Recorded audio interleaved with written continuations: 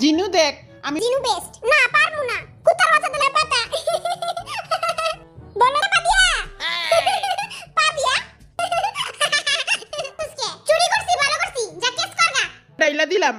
নে তাইলে এমনিছে অমনে কইরা প্রত্যেকটা পাতায় মশলা লাগাই দিল না ছাগলের 3 নাম্বার বাচ্চা তারপর আলাই এমনি করে বানাবি তুই খায়া লই খিদা লাগছে অনেক এই নে দে একলা পেট ব্যথা করব বানায় লাগা না না আমি তো এমনি